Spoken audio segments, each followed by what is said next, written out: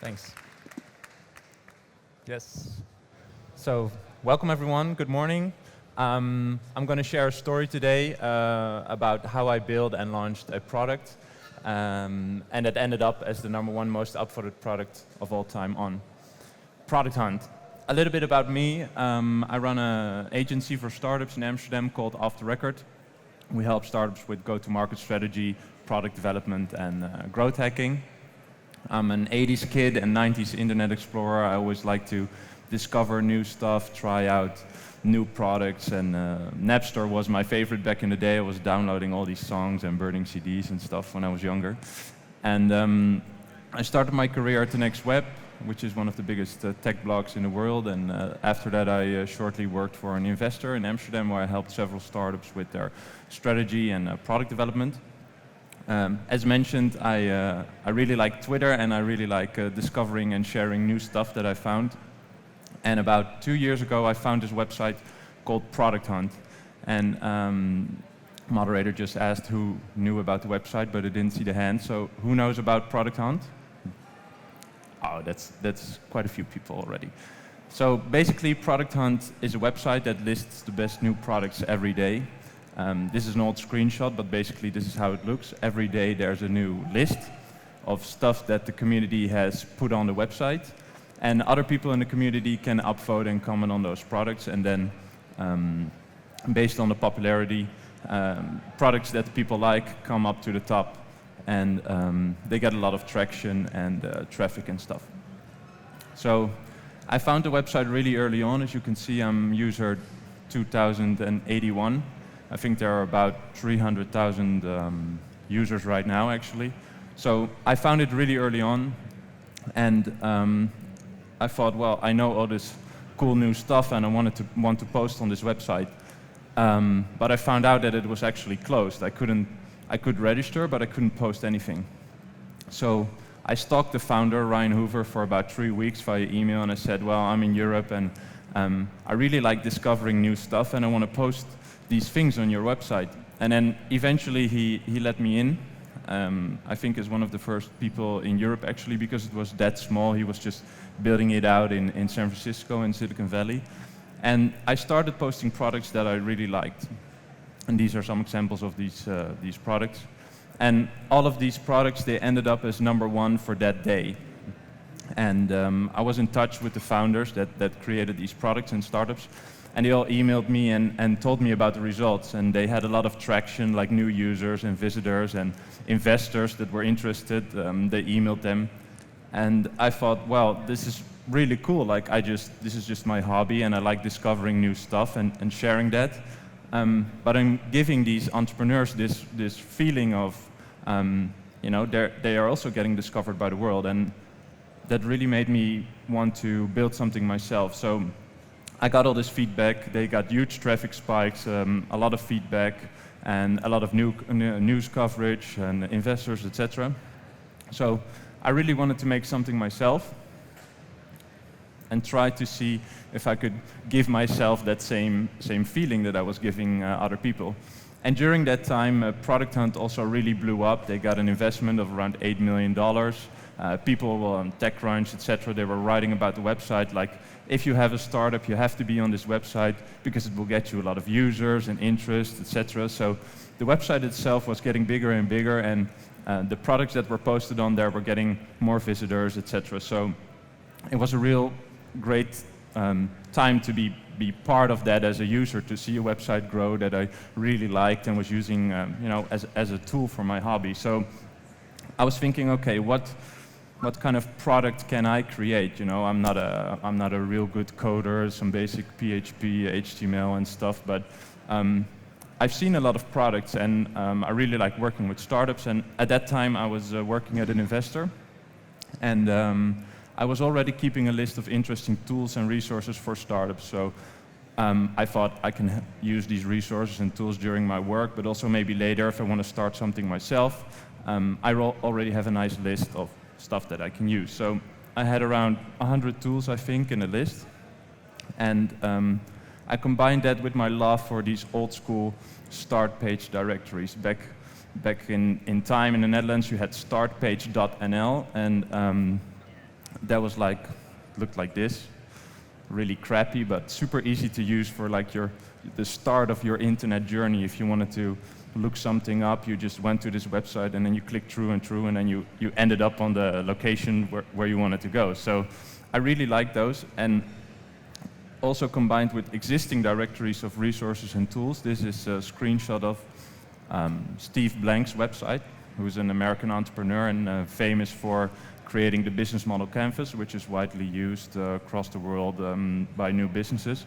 And he has this website, I think it's steveblank.com/startup-tools. It's an endless page of links with, as you can see, sometimes there's a title in between, but it's not organized in any way. So it's really valuable, but also pretty confusing. Like, you have no idea where to look. So I thought, okay, what if I combine these two things, or three things actually? I had a list already.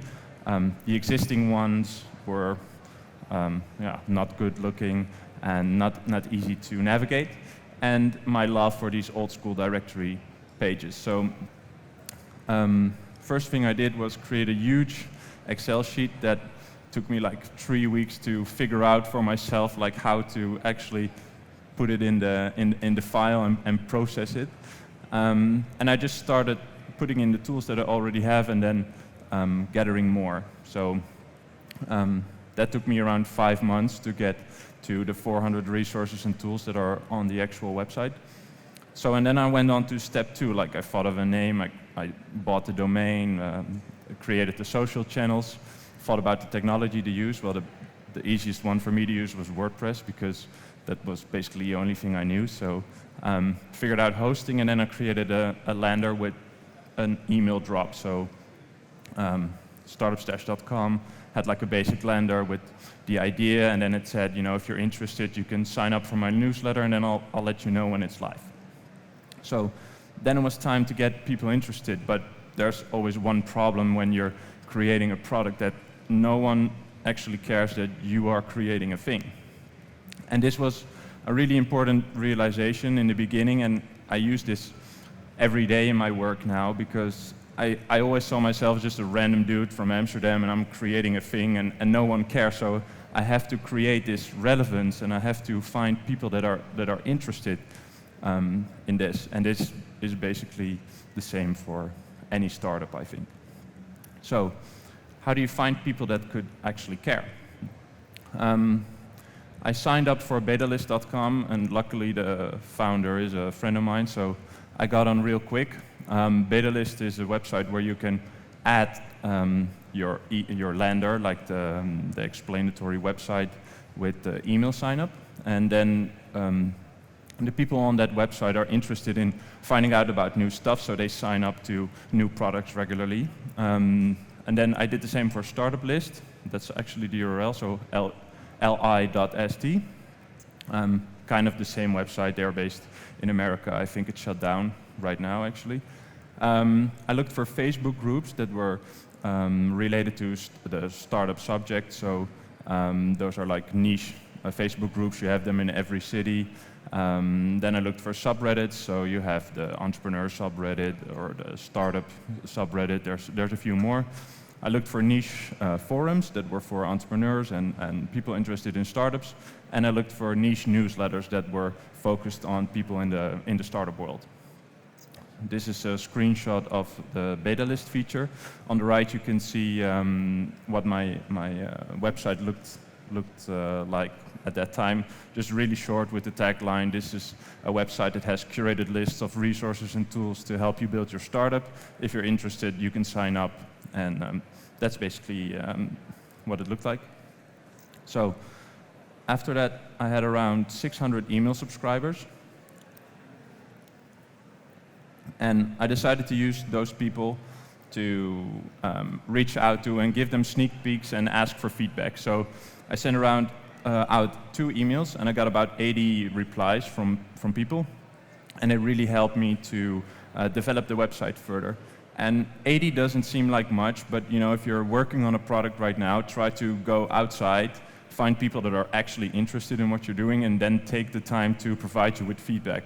I discovered that 80 is a lot, actually.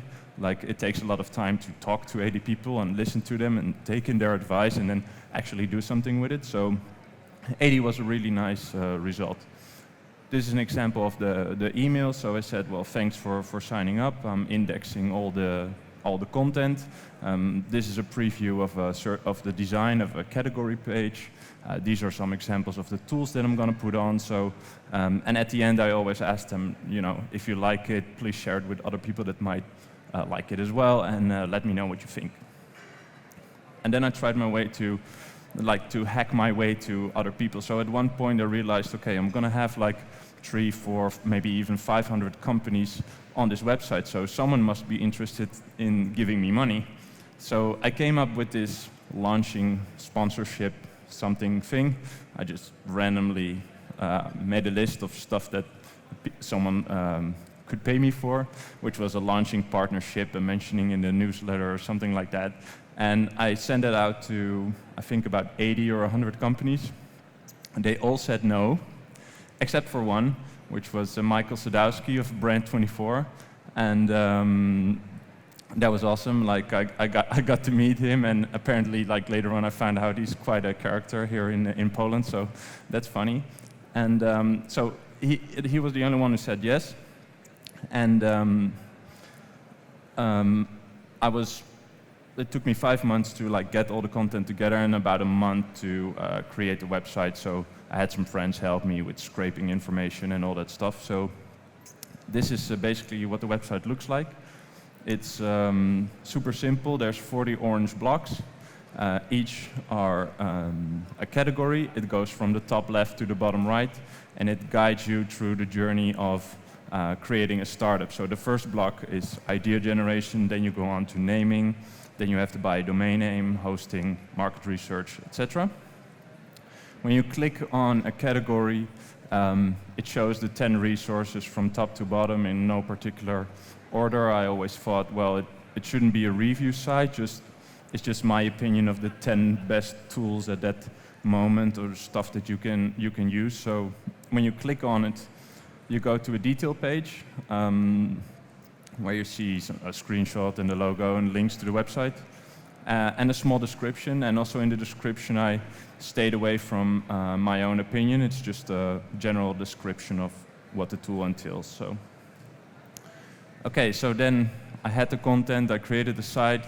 Still, I got some people interested, but then it was time to launch. So I started to figure out what channels am I going to use for the launch. Number one was obviously Product Hunt, because I had access to it. The site itself was blowing up. I was able to post to it, and people knew me already a little bit in that community while I was active on the website. The second one is the early community that I gathered. So at the time of the launch, I think I had around 1,200 newsletter subscribers. People referred it to each other. It was still on the beta list website. I shared it on Reddit, which was my third channel. And that was pretty interesting because you probably all know Reddit. You can subscribe to any subject, but you can't always post in that. Like, you can comment on stuff, but you can't post like an original. You can start a post until you have enough karma. I think it's called karma. So I made sure that I was active in that community before, giving answers to people, like interacting with them, to have enough karma to create like an original post where I wanted to announce the launch of my website. Same goes for Facebook groups. There's a lot of Facebook groups out there, but most of them are closed, so you have to apply to get in. I had no clue how long that would take. So for most Facebook groups, I signed up 3 months in advance, and they accepted me within 1 day. I didn't really know, but later on I figured that if you want to launch on certain channels and you really want to use them, you have to investigate them. Because if on the day you launch you figure out, I want to be in this Facebook group and they don't accept you, or you want to post on Reddit and you can post like that, that's just time wasted. So it's really important to take the time and research the channels that you want to use. The fifth channel was personal email, so I made a list of about 100 people that I know that would definitely be interested, have reach on social media, and then ask them to share it. And the last one was actually tips at techcrunch.com and websites like that. So these are the things that I shared. On the top left is my product hunt post. Next to that is the email to the people that were already on my list.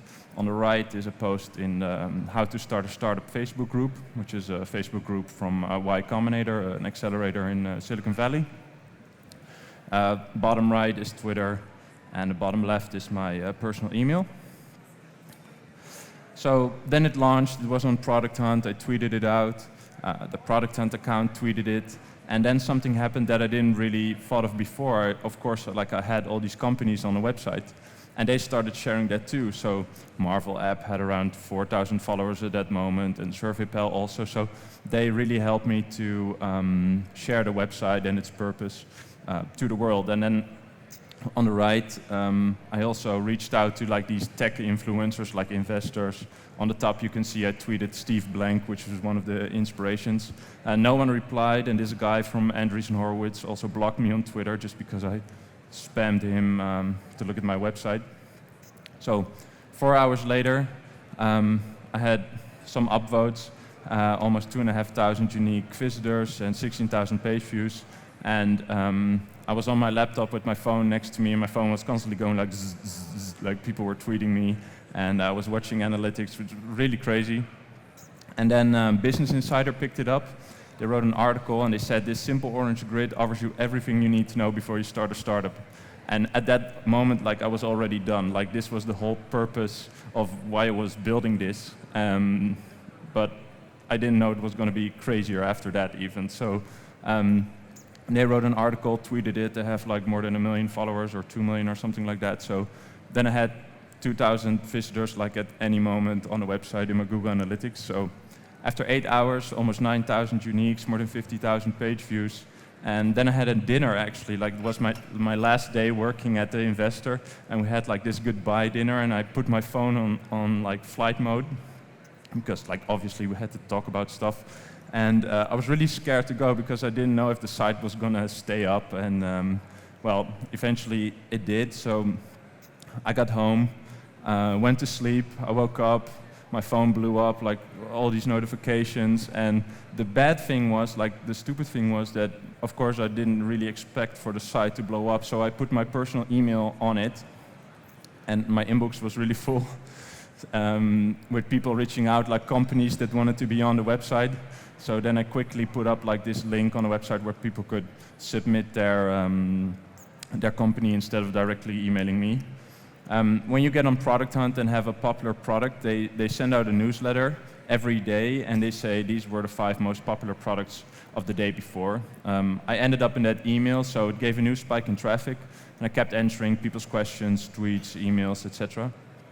And then Donald Trump's daughter tweeted about it, which was funny, because below this tweet you will see a lot of replies from people saying, "Oh, Ivanka, you're so awesome that you created this website, thank you." And I was like, whatever, I'm fine with that.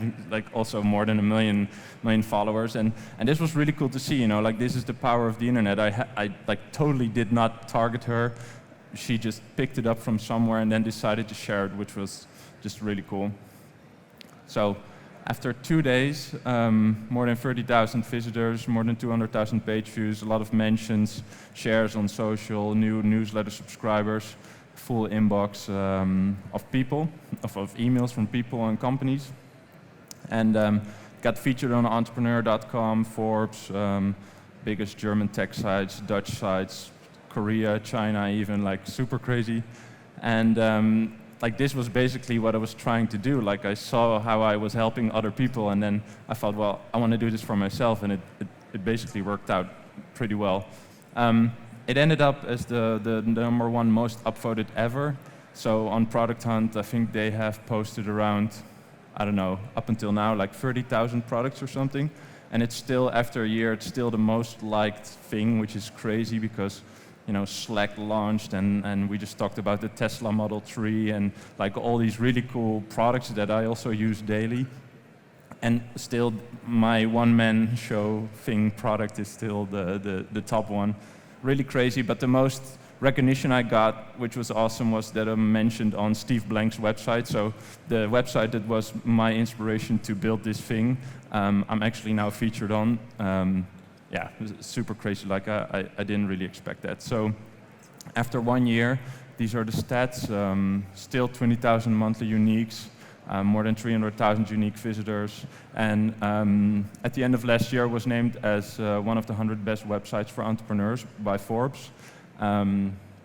Yeah, I mean, like as you can, like I'm reading this and I'm still like, this is so random because I was just trying to build something for myself, and this is also pretty cool. Like after that, people kind of rediscovered the start page directory. Like, you know, you had Yahoo and MSN back in the day, but people were like, well, if I can create, you know, this curated directory of stuff around a certain subject, that could be an interesting traffic driver or branding for myself. So there are dozens of copies, as you can see, and I've highlighted 3. One is makerbook.net, which is a curated directory of resources and tools for creative people. You have marketingstack.io, which is a directory for people that work in marketing. And this is the weed stash from a guy in Amsterdam. He really likes smoking weed. I actually met him, we had coffee. And this was awesome. Like he saw my website and he was like, okay, I just love cannabis, I need to do this. But he has inquiries from like really big companies in the cannabis world, you know, that make papers and grinders and lighters and all that stuff to actually advertise on the thing. I mean, like, super cool. So after that, it's been a little over a year now that I launched the website, and it's still interesting to see and think about, like, why did this work, you know? And now I'm working with startups every day, and I really thought about, like, what are the key takeaways that you can use to launch your product, you know? And the first one is finding and using an early community. So as I mentioned, you can create a thing, you know, you can identify a problem and think of a solution and then create a thing, which is a product, but then no one cares. Like, literally, I believe that no one cares when you have a thing. So you have to find an early community, get people interested, keep talking to them, let them help you build your product even further, and then move on in, you know, more and other marketing efforts. So yeah, the second one is build it with them. The third one is make it really personal. I always thought, as I mentioned, I'm just a random dude, I'm creating this thing, people don't really know me, so I have to get in touch, like I have to connect with other people, and only way you can do that is to make it personal and keep emphasizing that you're still just a random dude and still making a random thing, and you know, just be humble and open about it, and that's also the last one, you know, show humility. You're probably not creating the coolest product or the best product, or you don't have the best solution to the worst problem. Like, that's ignorant to think that, right? You just have to be your person, and the other person is just the same as you know. So, and that also really works if you want to leverage press and stuff, because these people get a lot of emails in their inboxes, and everyone says, well, I made the coolest thing ever, you know, it's the best solution for the worst problem, blah, blah. Like, no one literally cares. Like, you have to talk to other people. Like, it's basically as simple as that. And the last one is have a systematic approach. I kind of touched on that with the channels. So, you know, you have a product for a certain target group, and these people are active on certain channels talking about certain things, and you really have to research that. One, you know, what are these people talking about, and how can you be relevant within a channel like that? But also, how do you use these channels? How do you get in?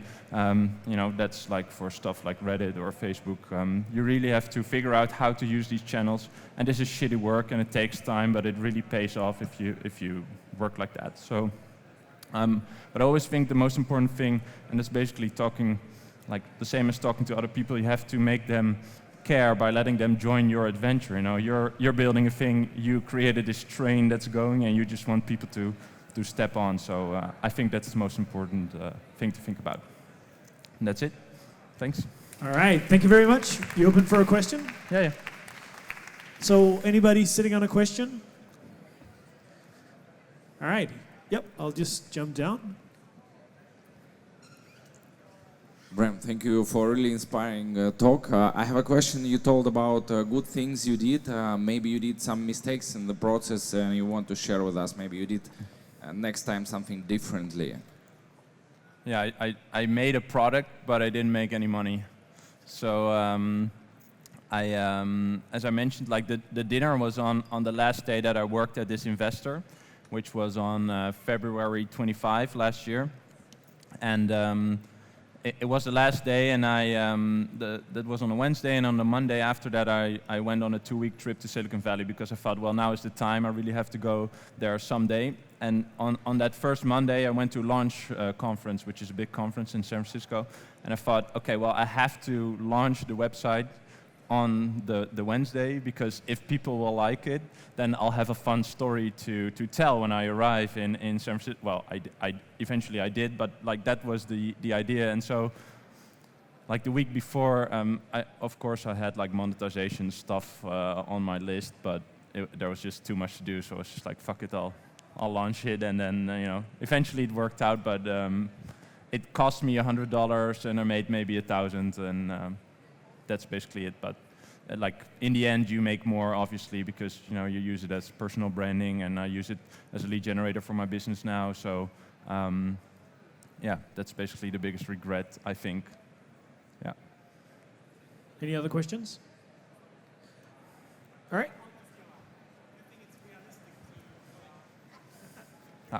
Do you think it's realistic to turn it into a moneymaker at that stage? At that stage? Yeah, no. Well, at least I thought about it. I didn't act on it. So of course, at one moment I realized I'm going to have a lot of businesses on here. So then I reached out to them with like the launching offer thing, and basically, if it's all like most of the businesses are online. They have affiliate programs and all that stuff. So it was pretty logical to think about it in that way. Yeah, of course, like at that stage, why not think about how you can monetize it when it succeeds, All right, great. Bram, thank you so much. Thanks. I highly recommend everybody to check out the tool. Thank you so much for your insights.